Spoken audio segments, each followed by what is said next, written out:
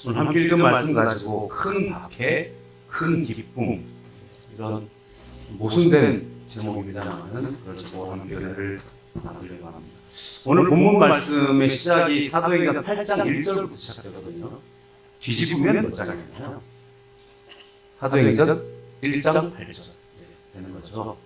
사도행전 1장 8절이 사실은 사도행전의 전부입니다. 사도행전 28절까지의 전부 내용을 한 절로 줄이라 그러면 사도행전 1장 8절입니다. 한번 읽어볼까요? 오직 성령이 너에게 임하시면 너희가 권능을 받고 예루살렘과 온 유대와 사마리아와 땅 끝까지 이르러 내 증인이 되리라 하시니라. 아멘. 오직 성령이 너에게 임하시면 너희가 권능을 받고 예루살렘과 까지가 7장까지 됩니다. 그리고 난 다음에 온 유대와 사마리아와 땅 끝까지 이르러 내 증인이 되리라 할 때 그 전환점이 되는 것이 오늘 사도행전 8장 초반부의 말씀입니다. 그래서 사도행전은 지금 정확하게 예수님께서 말씀하신 그 말씀 그대로 이루어진 역사를 기록하고 있는 것이 사도행전입니다. 그래서 오직 성령이 너에게 임하시면 너희가 권능을 받게 될 것이다. 너희가 몇 날이 못 되어서 아버지의 약속하신 성령을 받을 것인데 그것을 받기까지 기다려라 해서 예수님 승천하신 다음에 제자들이 함께 예루살렘을 모였고 그리고 열흘 동안 오로지 기도했더니 성령의 충만함을 받습니다. 그리고 권능을 받게 되니까 성령이 말하게 하시는 바로 마음대로 말하게 되고 하나님께 보게 하시는 것을 바르게 바라보게 하시고 꿈꾸는 것이 달라지게 되고 말하는 것이 달라지게 되고 그래서 예루살렘 교회가 세워졌습니다. 모든 일이 순조롭게 되는 것만은 아니었죠. 베드로가 권능이 임하여서 나면서부터 걷지 못하는 자들이 세웠더니 하나님 앞에 예배드리고 찬양하는 그 회복과 동시에 예수님의 부활을 전하는 것을 싫어하는 사람들이 베드로를 가두게 됩니다. 그것으로 말미암아 교회는 두려움에 빠졌지만 또다시 예수 이름으로 담대하게 복음을 증거하게 해주시고 예수 때 십자가를 증거해서 우리가 권능을 나타내시고 병을 고치며 주의 복음을 증거하게 하여 주옵소서 했더니 성령의 충만함을 받고 또다시 그들이 담대히 복음을 전했다. 그렇게 말씀을 하죠. 우리 흔히 생각할 때 성령 충만하고 응답받고 기적이 나타나면 문제가 다 해결될 줄 알아요. 그러나 그렇지 않아요. 문제 하나가 해결되면 그 문제에 따른 문제들이 풀려지게 되어 있어요. 여러분 그 서재 가온의 법칙을 아십니까? 용어가 정식 용어는 디드로 효과라고 해요. 디드로 효과. 18세기 프랑스 철학가 디드로가 에세이를 썼는데 이런 제목의 에세이가 있어요. 나의 오래된 가운을 버림으로 인한 후회. 제목이 좀 웃기죠. 에세이 제목인데요. 나의 오래된 가운을 버림으로 인한 후회. 그 일화로 말미암아 이 디드로 효과라고 하는 것이 나타나는 게 뭐냐면 그 서재 가운을 하나 샀다는 거예요. 서재 이 사람 워낙 검소해서 웬만한 걸 안 고치고 사는데 서재 가운 하나를 샀다는 거예요. 가운이 요즘 말하자면 요즘 로고라고 이야기하는데 어쨌든 가운. 서양 사람들 그런 거 있잖아요. 저렇게 가운. 서재 가운 입었어요. 근데 그거 하나 딱 사고 난 다음에 며칠 있다 책상을 바꿔버렸어요. 그러니까 고급 가운을 하나 사서 입고 나니까 여기가 좀 이렇게 좋잖아요. 근데 책상에 앉아 있는데 이게 안 어울리는 거죠. 그래서 책상을 바꿔버렸어요. 그러고 난 다음에 며칠 있다가 이 책상에 딱 앉아 있다가 제 램프를 보니까 이 램프가 또 낡았어요. 그래서 치워버렸어요. 그리고 책상에 이제 서재에 앉아 있다 보면 이렇게 또 책상에만 있는 게 아니라 그 옆에 있는 약간 소파 같은 데 있잖아요. 치워버렸어요. 결국에 서재를 다 바꾸고 바뀌지 않은 것은 나밖에 없더라. 이렇게 돼 있는 거예요. 이게 이제 디드로의 효과인데요. 그래서 이건 요즘 경제학 용어로 많이 쓴다고 합니다. 그래서 한 개를 한번 딱 거쳐라. 그러면 다 바꾼다는 거예요. 왜냐하면 이게 막 안 어울리니까 파급 효과를 낸다는 거죠. 문제도 약간 그런 것 같아요. 청소를 해도 그렇잖아요. 뭔가를 하나 치웠어요. 그러면 거기에 뭔가 문제가 막 나타나요. 그럼 또 치우고 하면 결국 다 건드려요. 이게 뭐 그냥 청소나 물건을 사는 것뿐만이 아니라 우리는 되게 일종의 어떤 그 힘의 균형을 맞춰놓고 이게 평안이다 이렇게 말하는 그 균형이 있어요. 그래서 아이 몰라 귀찮아 청소하지 마 혹은 뭐 아이고 괜찮아 이거 그냥 안 바꿔도 돼 뭐 이런 것들이 있잖아요. 그런데 사고의 문제들도 그런 법칙이 있다는 거예요. 이걸 이제 이른바 하이니 법칙이라고 하는데 1대 29대 300이라는 법칙이 있어요. 그러니까 큰 사고가 하나 나기 전에 그거에 비교를 할 만한 어떤 29개 사고 웬만히 큰 사고가 있었고 그 전에 300개의 부상은 입지는 않았지만 넘어간 사건이 있다는 거예요. 그래서 이 300개의 부상이 생기지 않았지만 잘 넘어간 요양의 사건이 300개가 있으면 이 사건이 또 생긴다는 거예요. 그러면 또 크고 작은 문제들이 29개가 생기면 큰 사건이 생긴다는 거예요. 그러니까 작은 문제가 터졌을 때 괜찮다 하지 말고 이것들을 빠르게 대처를 해야 된다라고 하는 그런 것입니다. 그래서 이 하이리라고 하는 사람이 7만 5천 건의 산업재해를 분석한 결과의 결론이라고 이야기를 하죠. 그러니까 괜찮은 게 괜찮은 게 아니라는 것이죠. 우리가 그냥 물론 한두 번 생겼을 때 뭐 다 고치는 거에 그 기회비용과 이것들을 이렇게 대충 고치는 것들의 그 비용들이 우리 가운데 따져봐야 되겠지만, 그러나 이 작은 것이 사고가 났을 때 적극적으로 대처를 해야 고쳐나갈 수 있다라고 하는 것이죠. 성령이 임하는 것도 그런 것 같아요. 성령이 임해서 능력이 나타났어요. 그러면 성령께서 우리를 터치하기 시작합니다. 그리고 삶이 바뀌기 시작해요. 생동감으로 살아나기 시작해요. 그러면 다른 것들의 문제들이 드러나기 시작해요. 그러면서 문제가 드러나면서 문제를 해결해 가면서 완성해 나가는 것들이 믿음의 삶인 것이죠. 초대교회는 성령이 임하시고 성령의 파동이 일어났어요. 그리고 파장이 닿는 곳에서 모든 것들이 깨어지고 때때로는 겨우겨우 위태롭게 힘의 균형을 맞추고 있던 것들이 그들에게 위협이 되니까 또다시 박해라고 하는 것들로 나타나기도 한다라고 하는 것입니다. 그것이 때로는 눈앞에 보이는 큰 문제로 다가오기도 하고 큰 슬픔의 문제처럼 다가오기도 하지만 결국에 그 모든 끝의 결과에는 하나님의 영광이 나타나고 결국 그 모든 끝의 결과에는 하나님께서 합력하여 선을 이루신 것이 나타나는 줄로 믿습니다. 오늘 말씀을 보면 성령의 충만한 스테반 사건이 나타났죠. 우리가 알고 있는 것처럼 구제를 했더니 문제가 생겼어요. 그리고 문제가 생겨서 문제 해결하기 위해서 집사님들을 세웠어요. 그런데 집사님들에게 안수를 했더니 성령 충만이 너무 강하게 나타났나 봐요. 스테반이 교회 안에 문제 해결해 주십시오 했더니 바깥에 나가 전도를 했어요. 그리고 성령이 충만했어요. 그러다 보니까 사람들과 논쟁이 나타났고 그 논쟁 때문에 가슴이 찔려온 사람들이 스테반을 잡은 거예요. 그리고는 스테반이 순교했습니다. 최초의 순교. 그리고 하늘을 바라보며 아버지 내 영혼을 단순히 부탁합니다 라고 아름답게 순교했어요. 그러면 우리쯤 되면 스테반의 순교의 피를 받으셨으니까 교회는 더 크게 부흥하더라 이렇게 되면 좋겠는데, 오히려 오늘 말씀에는 뭐라고 시작했냐면 사울이 그 죽음을 당연하게 여겼다 이렇게 말씀하셨어요. 그리고 교회에는 큰 박해가 일어났다 그렇게 이야기를 하고 있습니다. 스테반의 죽음은 두 가지의 큰 반향을 일으켰어요. 첫 번째 반향은 뭐냐면 사울의 등장과 박해입니다. 오늘 1절 말씀에 이렇게 말씀하고 있죠. 사울은 그가 죽임당함을 마땅히 여기더라. 그날에 예루살렘에 있는 교회에 큰 박해가 있어 사도 외에는 다 유대와 사마리아 모든 땅으로 흩어집니다. 여기에 두 가지 사건이 지금 다 들어있어요. 그죠? 사도 바울 되기 전에 사울이 그 스테반의 돌을 치는 그 죽이는 것에 옷을 맡아두었던 책임을 감당했던 그 사울이 스테반이 그렇게 아름다운 모습으로 그렇게 멋지게, 우리 표현을 하면 그렇게 죽었는데 교회와 성도들은 그것을 마음에 품었을 거예요. 분명히 은혜로 받았겠죠. 우리들도 언젠가 주님께서 부르시는 그날에 저렇게 아름다운 모습으로 순교하면 좋겠다 그런 생각을 했을 거예요. 그런데 사울의 마음에는 이것 봐라 저렇게 죽네 그러면서 마땅히 죽어야지 그러면서 교회를 잔멸해야 되겠다 그 어떤 분노와 그 어떤 또 다른 열심이 또 촉발됐다는 거예요. 그래서 큰 박해가 있어요. 여기 큰이라고 하는 단어가요, 오늘 본문에 보면 큰이라고 하는 단어가 4개 정도 나오는데요, 한국에 메가커피라는 게 유행하는 거 아십니까? 메가스라고 하는데 이 크다라는 뜻이 헬라어로 메가스예요. 그래서 이 뜻이 크다는 거예요. 그죠? 메가커피, 메가처치, 메가시티 뭐 이런 이야기 하잖아요. 메가스터디. 다른 얘기입니다. 그런 것이 어쨌든 크다 표현입니다. 어쨌든 이 박해가 크게 일어났지만 이것은 실패가 아니라는 걸 알 수 있어요. 왜 실패가 아니라는 걸 알 수 있느냐?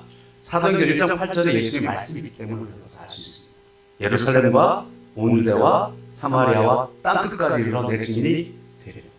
결론부터 말씀드리면 오늘 이 큰 박해를 일으켰던 이 사울이 결국에는 땅끝까지 이르는 선교의 주역이 됩니다. 하나님의 놀라운 반전이 오늘 이 사건 가운데 숨어져 있는 것이죠. 사도행전 8장 3절에 사울이 교회를 잔멸할 때 각 집에 들어가 남녀를 끌어다가 옥에 넣습니다. 그런데 1차적인 결과를 보면 사마리아 성에는 큰 기쁨이 넘쳤다. 그렇게 표현을 한다고 하죠. 분명히 여기에 하나님의 계획이 있는 것을 알 수가 있습니다. 두 번째 파장은 무엇이냐? 사람들이 다 흩어졌어요. 그죠? 흩어졌는데 흩어진 것으로 끝난 것이 아니라 흩어진 제자들이 복음을 전합니다. 사도행전 8장 1절 다시 한번 읽어보면 사울은 그가 죽임당함을 마땅히 여기더라. 그날에 예루살렘에 있는 교회가 큰 박해가 있어 사도회에는 다 유대와 사마리아 모든 땅으로 흩어지니라. 3절에는 사울이 교회를 잔멸했다. 그런데 4절에는 뭐라고 되어 있느냐? 그 흩어진 사람들이 두루 다니며 복음의 말씀을 전할세라고 되어 있습니다. 여러분, 환경이 바뀐 것이 문제다. 박해가 있는 것이 문제가 아닙니다. 우리 안에 생명이 있느냐 없느냐가 문제입니다. 우리 안에 복음의 불씨가 살아있느냐 없느냐가 문제입니다. 우리 가운데 성령의 권능이 있느냐 없느냐가 문제인 것입니다. 여러분, 유관순 열사가 대한민국 만세, 대한독립 만세를 외치고 장렬하게 일제손에 죽었어요. 그죠? 감옥에서. 그 장면을 보면서 와, 꽃다운 젊은 아가씨가 괜한 죽음 당했다, 헛되이 죽었다, 그렇게 말하는 대한민국 사람은 없어요. 그 장면을 보면서 우리 가슴이 뭉클해진단 말이에요. 그 장면을 보면서 우리가 뭐라고 생각합니까? 우리도 나라를 위해 충성하는 사람이 돼야 되겠다. 무언가 뱃속에서부터 끌어오르는 것이 있다고요. 스테반의 그 죽음을 바라보면서 사울은 다른 마음으로 악한 마음을 가지고 교회를 장렬해야 되겠다라고 하는 그 열심이 끌어올랐지만 교회는 분명히 나도 저 스테반처럼 저 아름다운 모습으로 하나님의 영광을 바라보며 주의 복음을 죽기까지 증거해야 되겠다. 그 믿음이 끌어올랐습니다.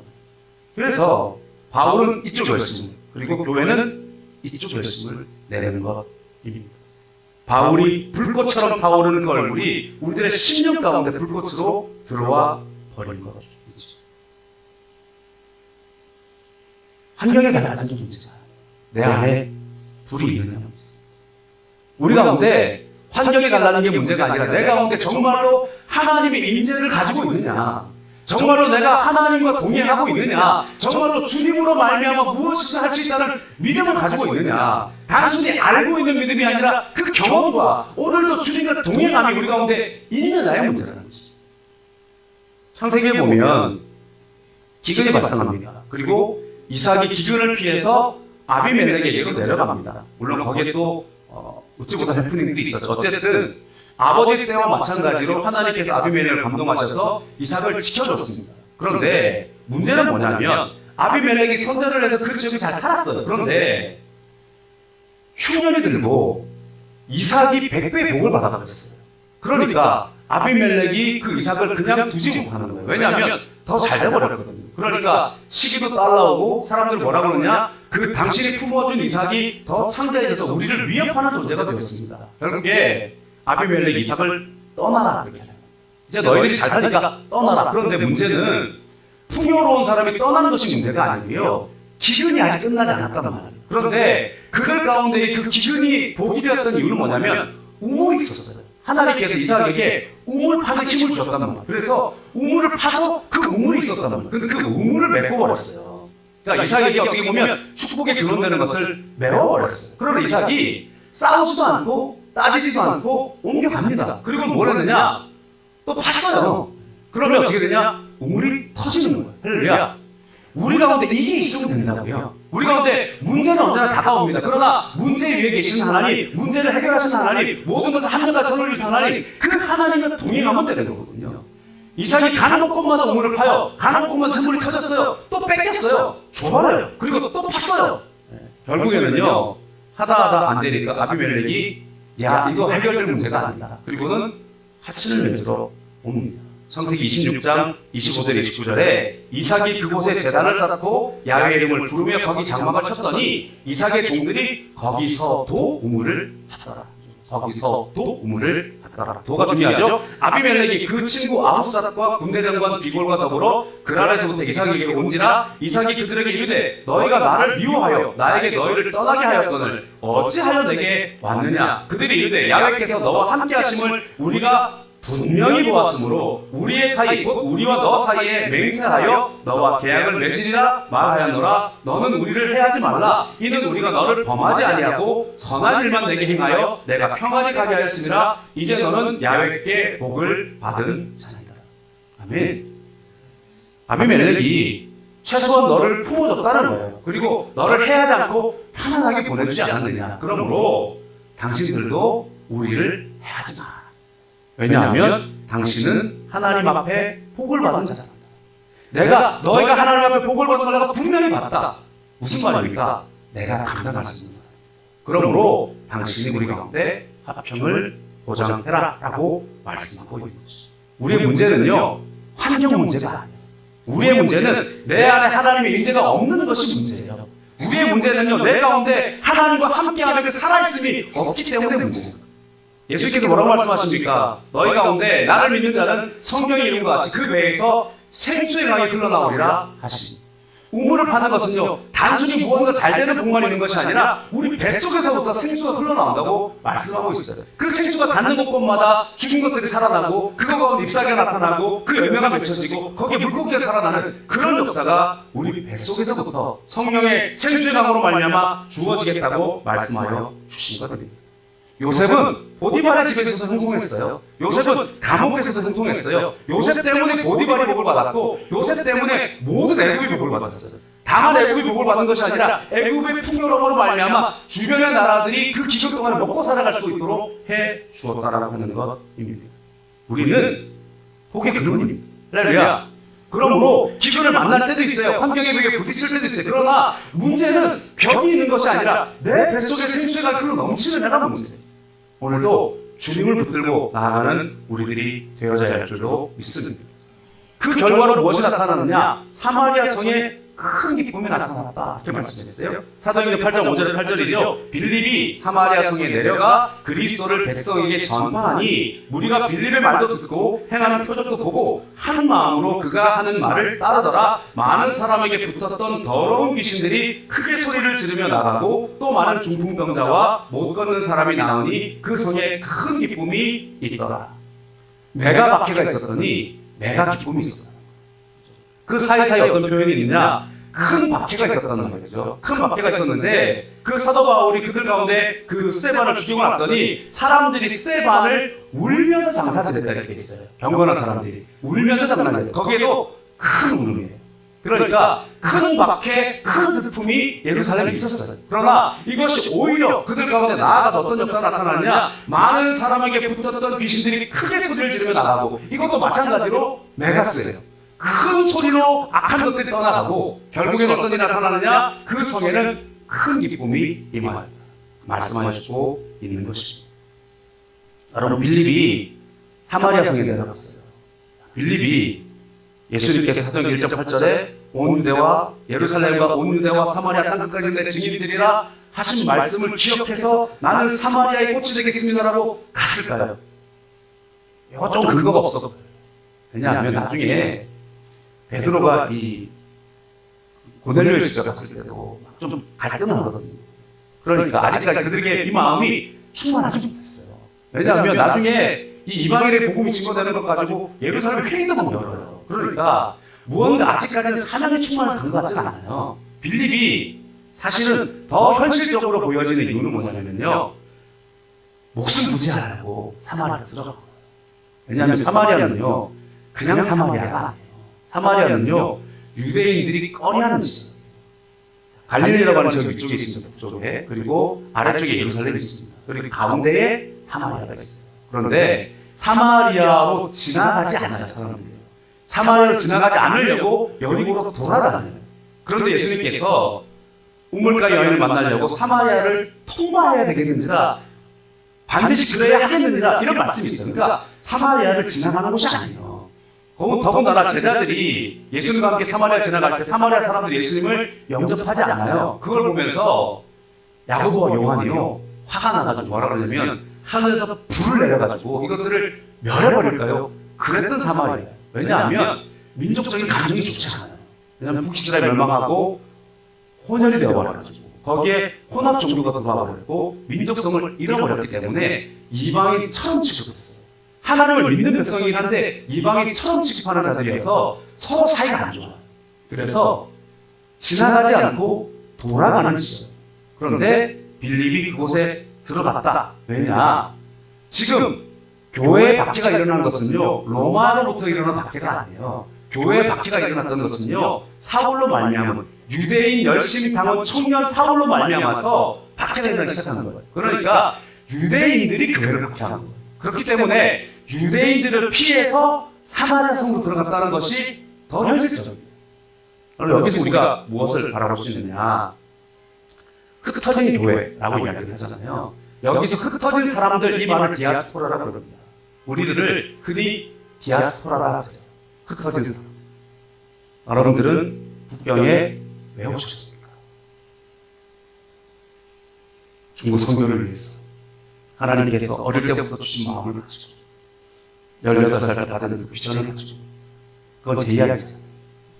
네, 우리는 대부분 그렇잖아요. 사업 때문에 왔든지, 꿈이 있어서 왔든지, 돈을 벌기 위해 왔든지, 때로는 심지어는 한국에서 사업 이것저것 하고 안 돼서 왔든지, 그냥 이렇게, 예전에는 이런 거 도피유학이라는 것도 있었어요. 한국에서 이놈이 아무리 공부를 시켜봐도 안 될 것 같으니까 나중에 중국어 배우면 뭔가 도착해서 보냈다든지, 여러 가지 일들이 있어요. 그렇죠? 나는 절대로 중국에 안 올라가려 했는데 회사에서 억지로 떠밀어서 왔든지. 여러분들은 누군가를 생각하는 게 아니고요. 좀 남쪽에 계셨던 목사님이요, 저는 주님 보내시는 어디 곳이든 가겠습니다. 중국만 빼고 했대 중국으로 가라. 그분 어떻게 같아가지고요, 이런 문제 생겨도 살아남으시고, 저런 문제 생겨도 살아남으시고, 어떻게 이렇게 살아남으신지 모르겠어요. 살아남으시고 잘 계시고 계시는 저쪽 어디 계시고, 어쨌든 이유가 어떻게 됐든지 간에 많은 경우에 우연찮게 어떻게 하다 보니 온 거라는 말이죠. 거기에 하나는 문제가 있어요. 빌립이 사마리아 성에 들어가서 나는 사마리아 불꽃이 되겠습니다라고 하지 않았어도 빌립 안에 불꽃이 있기 때문에, 빌립 안에 성령이 계시기 때문에, 빌립 안에 복음의 역사가 나타나기 때문에 빌립이 가는 곳마다 복음을 전할 수밖에 없다는 거예요. 빌립이 말씀을 증거하고 빌립이 행하는 능력도 나타나고 빌립의 많은 기적들도 나타났다. 빌립은 물론 예루살렘에 있을 때도 원래 그랬겠죠. 빌립이 사마리아 성에 갔기 때문에 은사를 받았다는 것은 알 수 없습니다. 그러나 빌립이 빛이 나기 시작한 거예요. 그렇죠? 예루살렘에서 빛이 났던 사람은 스테반 아니에요. 그 7 집사님들 중 가운데. 그런데 빌립이 어쨌든지 간에 사마리아로 들어갔고, 그 사마리아에서 복음을 증거하면서 하나님의 기적과 능력이 나타나다 보니까 사마리아에서 빛이 되는 거예요. 여러분, 주님께서 우리들을 하나님께서 각자의 부르심으로 이곳에 부르신 겁니다. 각자의 부르심으로 여러분을 자리에 놓아두신 것입니다. 그리고 여러분들을 통하여서 하나님께 맡겨주신 은사와 달란트를 통하여서 하나님의 빛을 바라고 계신 것이 이 자리입니다. 그것이 중요하다는 거예요. 우연한 것은 없습니다. 하나님의 계획이 있습니다. 우리는 사도행전 1장 8절을 모를 수 있어요. 사마리아 성에 주님의 복음을 증거하는 것이 내가 어떤 의미인지를 모를 수 있어요. 그러나 주님께서는 분명히 누군가의 기도가 되었든지, 하나님께서는 분명히 어떤 하나님께 계획이 있으셨든지 우리를 이곳에 부르시고 주님의 역사를 이루시기를 원하신다라고 하는 것입니다.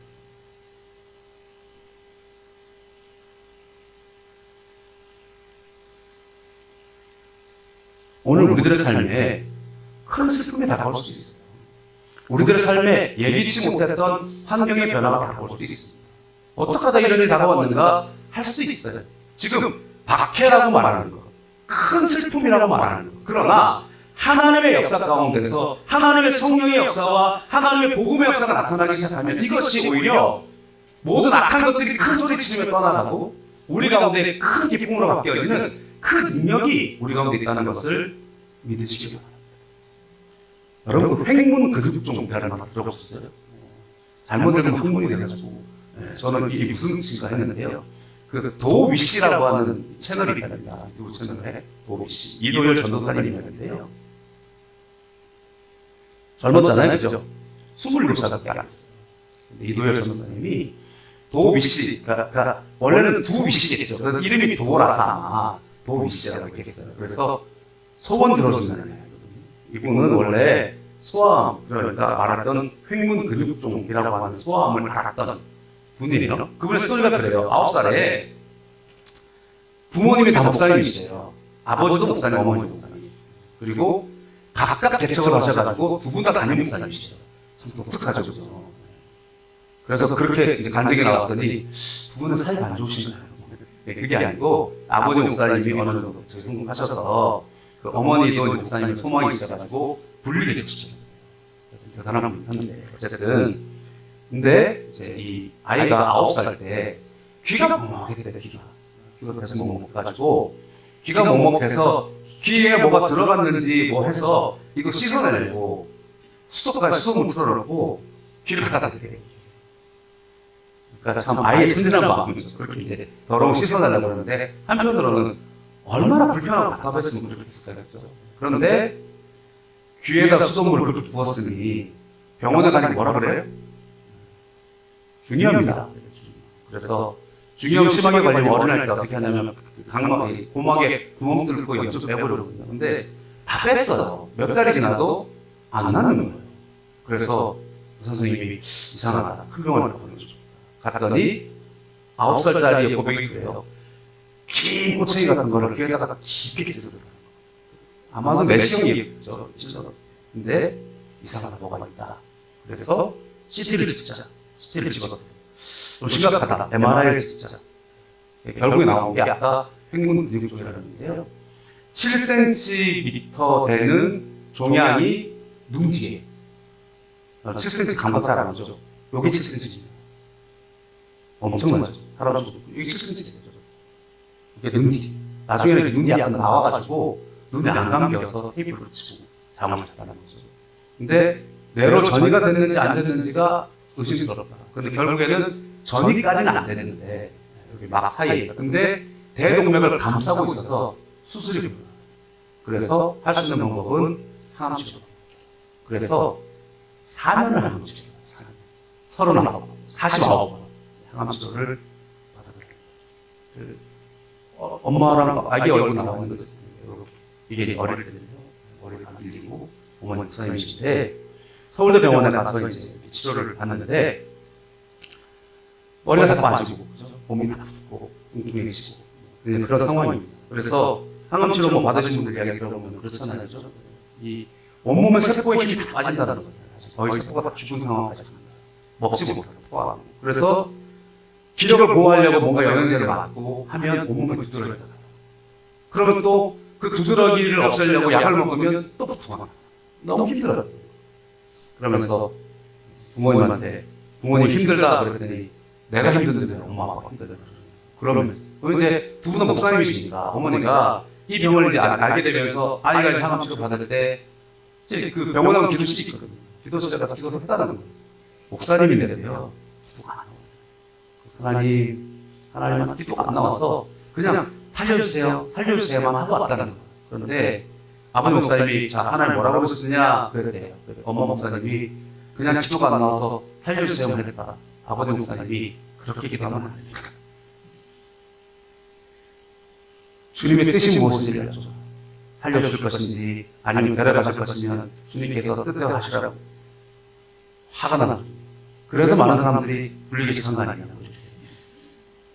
간증할 때 얘기해요. 근데 목사님이 이렇게 알잖아요. 그죠? 그러면 진짜 기도하라고 했는데 기도를 할 때 기도가 안 나오니까 이 어머니의 이제 병상일지가 있는데요. 거기 보니까 발을 정자가 빼곡하게 쓰여져 있거든요.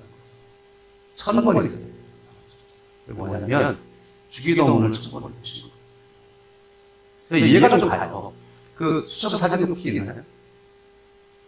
아, 그거 말고 그 사진을 만들었구나. 아기 얼굴 보는 게 더 상징적이에요. 어머니가 여러분 한번 생각해 보세요. 주의 뜻대로 하십시오라는 기도가 안 나오잖아요. 그런데 주기도문에는 하늘의 뜻이라는 게 나오잖아요. 주님의 나라가. 아마도 내 힘으로는 그 기도를 못하니까 기도문을 빌어서 한 게 아닌가 싶어요.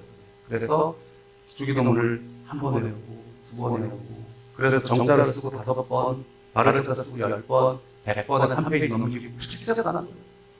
그러고 기도를 하고 났더니 이사야 40장 말씀을 통해서 치료의 말씀을 받아요.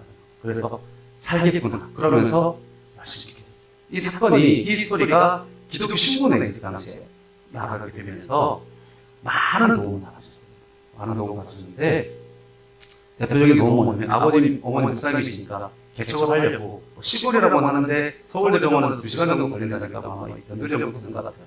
거기에 땅을 사놨는데 이 아이가 아프니까 건축을 못하는 거예요. 근데 웬 건축 감독하시는 집사님 오셔가지고 그 어른 땅에서 무릎을 꿇고 서원하셨어요. 하나님, 교회를 제가 지켰습니다. 하나님 도회를 제가 주십시오. 그래서 건축을 했대요. 대단하죠. 그리고 어떤 일이 생겼는데 이 스토리를 듣고 장모님이 병원 치료비가 나오면 무조건 우리 회사에 청구하십시오. 그러면 지불해드리겠습니다. 그래서 병원비를 영수증 청구해가지고 바로바로 치료해도 돼요. 할렐루야. 근데 이분이요, 장로님이시라고 하는데, 뭐 아마 회사 사장이 정도 되시는 것 같아요. 감사하다고 나중에 찾아뵈러 갔더니요, 비서실에서 못 만나게. 하나님이 하신 겁니다. 만나지 마. 그리고 지금 고쳐냈다고 하는데, 그렇게. 또 하나 뭐냐, 아까 그 쪽지에 있는 게 뭐냐면, 어느 한 교회에서 그 사랑의 나무 캠페인이라고 해가지고, 이렇게 앙상한 가지나무를 그려놓고, 거기다가 저런 포스트잇으로 편지를 쓰는 거예요. 편지를 써서, 하나 붙일 때마다, 기도 편지를 하나 붙일 때마다 10,000원씩 헌금하는 거예요. 그래가지고 이 교회가 꽤 규모가 있는 건지 아니면 거리 나가서 있는지 모르지만 처녀장의 편지와 1,500만 원의 헌금을 가지고 이 아이를 도우는 거예요. 그래서 이 꼬맹이가 이 편지를 받아보는 순간 믿음이 생겨요. 야, 이렇게 나를 위해서 기도하는 사람이 많아. 1,000명이 넘는 사람들 나를 기도해. 내가 살겠구나. 그리고는 4년 동안 49번의 항암 치료를 마치고, 그리고 추적 치료라고 하잖아요. 6개월 한 번씩 병원 가는 것을 7년을 했대요. 그러면서 그럼에도 불구하고 이 사랑을 받은 게 너무나 감사해서 나도 도우며 살아야 되겠다, 이들에게 힘이 되어야 되겠다 해서 병원에 갈 때마다 떡을 맞춰봤대요. 자기가 할 수 있는 게 지금 없으니까 엄마 아빠랑 같이 해서 떡을 맞춰서 그 소아암 환우들을 보면서 떡을 나눠주면서 이 아이가 이렇게 병이 있었는데 이렇게 컸어요 라고 자기를 보여주기 시작했다는 거예요. 그런데 이제 6개월 한 번씩 가던 것이 괜찮아져가지고 이제는 1년에 한 번씩 오면 된다, 그렇게 되고, 그러면서 이제 자연스럽게 이분이 신학대학 가고 신학대학원 이제 다니고 있으면서 이제 전사님이 된 거예요. 근데 코로나가 돼가지고 그걸 못한 거죠. 이제 떡을 못 나눠줬대요. 그래서 코로나 때문에 떡을 못 나눠주고 뭐 이쯤 되면 뭐 나도 할 만큼 했다 이렇게 생각하지 않았겠어요. 그리고 나는 이제 주회종이 되고 열심히 사역해야지, 그러면서 이제 신학 공부를 열심히 하고 있었어요. 그런데 어머니 친구 목사님이신데 뭐 이렇게 과외를 시켜주는 거예요, 학생들. 그래서 이제 과외를 시키는 한 아이가 고3짜리 아이인데 원래 백혈병에 걸렸다가 나았는데 또 재발을 하는 거예요. 그래서 이 아이에게 용기를 주기 위해서 도열이 이야기해 준 거예요. 그래서 이런 아이가 있었다. 그래서 떡을 나눠주면서 그렇게 했다. 그랬더니 이 친구가 뭐라고 하냐면, 저기 목사님, 선생님, 혹시 그 떡이 가래떡 아닌가요? 이 아이가 백혈병을 이길 때 그 떡을 먹었다. 그리고는 이 아이를 통해서 힘을 얻고 치료를 받았었다라고. 그래서 이 아이가, 이 도열 형제가, 이 전사님이 다시 마음을 먹고 어떻게라도 내가 다시 힘을 줘야 되겠다, 내가 그때 서운했던 걸 잊지 말아야 되겠다 했는데 방법이 없는 거예요. 그래서 유튜브를 시작해요. 그래서 도우미 씨라고 하는 채널을 만들고, 나중에 본인이 어떤 사역을 감당하고 장가를 가고 쓰려고 고등학교 때부터 모아놨던 1,000만 원의 적금이 있었는데 그걸 깨서 도우미 씨라고 하는 계좌를 만들고 거기다가 이체를 시킵니다. 그리고 본인이 아무것도 없는 상황에서 이렇게 모든 걸 채우시는 하나님을 받기 때문에 이 1,000만 원이 떨어질 때가 되면 또 하나님 채워줄 것이다 라고 생각하면서 소아암 환우들을 찾아가면서 뭘 하냐면 아예 소원을 들어주는 거예요. 별거 없더라고. 어떨 때는 인형 사다 주고요, 어떨 때는 태블릿 하나 사다 주고요, 그런 거 하는 거예요. 그러면서 치료를 주고. 근데 떨어지면 하나님 채워준다라고 했는데 그게 이제 올라가자마자 한 번 열어보셔가지고 첫 번째 아이를 제작할게요. 누군 지원을 했다는. 그리고 우리가 알고 있는 그 위라플의 박이 형제가 또 연락이 와서 같이 콜라보로 영상 찍고, 두 번째 아이는 제가 할게요. 이런 식으로 쭉 이어져 갔어. 그렇게 수많은 소아암 환우들을 이렇게 만나고 있다라고 합니다. 그 소아암 학회에 이런 올라가 있거든요. 저는 어릴 때 흰군 근육종을 알았습니다. 이러면서 이제 지원을 요청하는 그런 것들이 있어졌어요. 여러분, 그런데 한번 생각해 보세요. 이게 별일이 아닐지 몰라요. 뭐 병원비 전체를 준다거나 본인은 그런 은혜를 받았지만 아이에게 소원 하나 들어주는 거예요. 그죠? 똑같이 머리 빡빡 밀었던 사진을 보여주면서 내가 이렇게 건강해졌다라고 알려주는 거예요. 여러분, 소아암 환우는요, 오늘 이 하루를 버티기 위해, 오늘 다 죽을 것 같고 내가 정말 희망을 잃어버리고 정말로 소망이 없어 보이는 그때에 그 치료를 잘 견뎌오고 나가 있는 이 사람이 자기 몸만 보여줘도 하루를 살아갈 힘이 생겨요. 그 하루를 버틸 힘이 생기면 또 다른 하루의 능력을 얻을 수 있어요. 이 사람은 그걸 하고 있는 거예요. 여러분, 우리 가운데 오늘 우리가 똑같은 아픔을 겪은 사람들이 있을 거예요. 그 사람들에게는요, 정말로 이 아픔을 이겨낼 수 있을까라고 고민할 거예요.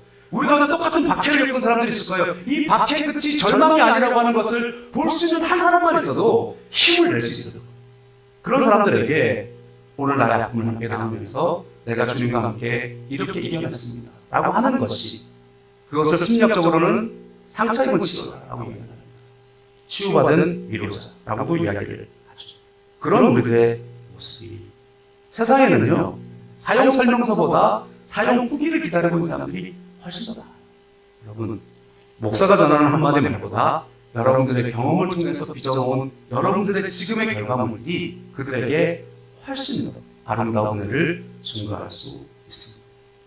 큰 박해가 있었어요. 큰 울음도 있었죠. 그러나 그 큰 박해와 큰 울음을 피해서 어딘가로 찾아갔던 그 사람의 놀라운 성령의 역사를 통해서 악한 것들은 큰 소리를 지르며 나갔어요. 그리고 그 가운데에 큰 기쁨이 임했다라고 말씀하고 있습니다. 어쩌면 우리는 큰 박해와 큰 고통을 피해서 여기 있을지 몰라요.